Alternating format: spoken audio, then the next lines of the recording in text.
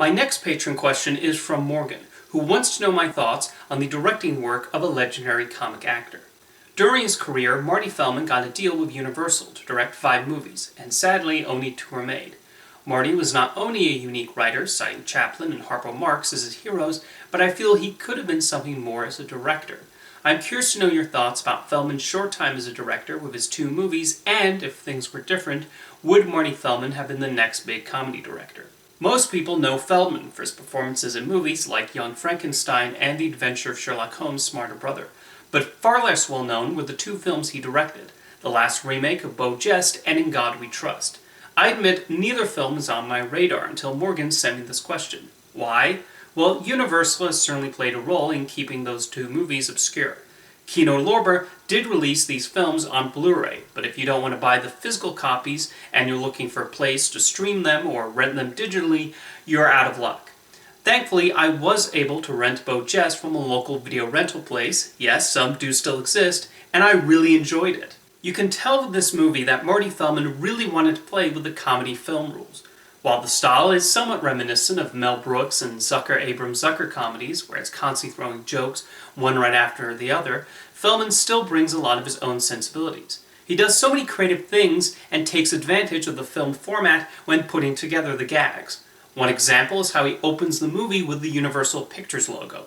It's not just a simple logo variant. The opening is an entire scene where he walks in and messes around with the famous Universal globe. It takes only a few seconds for him to establish the tone of the last remake of Beau Geste and the kind of ride you're in for. There's another brilliant moment where the movie turns into a 1920s silent film all of a sudden.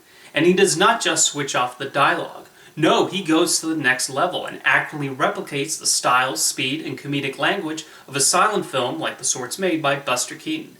There's another part where he actually inserts himself into the 1939 film version of Beau Geste with Gary Cooper. The movie is filled with these inspired jokes, and as I was watching the film, I had no idea what was going to happen next. Even though Feldman directed the film, he also made sure not to hog the spotlight from his co-stars. You would expect Michael York to just play the boring straight man to Feldman's wacker persona. However, York is given plenty of funny lines and antics too. Peter Ustinov gets a lot of screen time as a ruthless sergeant, and he really takes the opportunity to chew the scenery in this role. It's a shame the last remake of Beau Geste is pretty much forgotten, because there's a lot to appreciate here.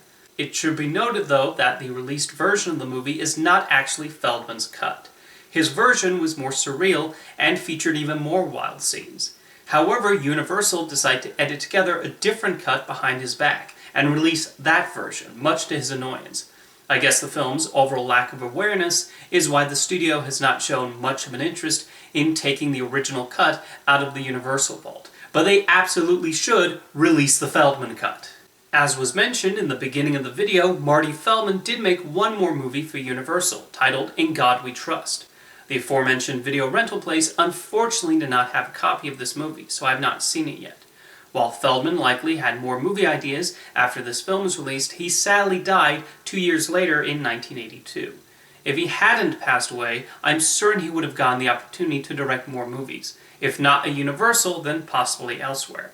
I don't know if he would have eventually reached the box office heights of Mel Brooks, but I'm certain with more directing jobs to his credit, he would have gained a decent-sized cult following of appreciative viewers. He had such a clever comedic voice, and did not seem interested in doing the exact same comedies as his contemporaries. If you're able to track down, at the very least, the last remake of Beau Geste, I highly recommend it. It displays a genuine comedic talent behind the camera. Thank you for your question, Morgan.